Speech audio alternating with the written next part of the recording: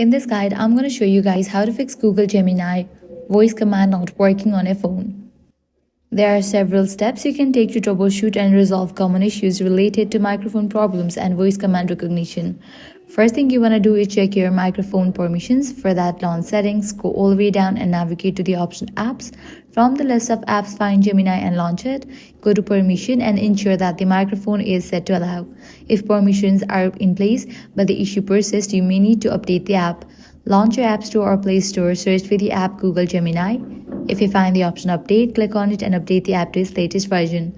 Next up, reset the voice settings by going to Settings, Apps, Default Apps, Digital Assistant app, where you can either reset Gemini as the assistant or temporarily switch to Google Assistant before switching it back to Gemini. If you are using Bluetooth devices or a smartwatch, try disconnecting them as they may interfere with the phone's internal mic and see if voice commands work without them. If none of these solutions work, completely delete Gemini from your device and reinstall it. And that's it. With these solutions, your Google Gemini should work. If this guide helped you out, do not forget to like, share, and subscribe.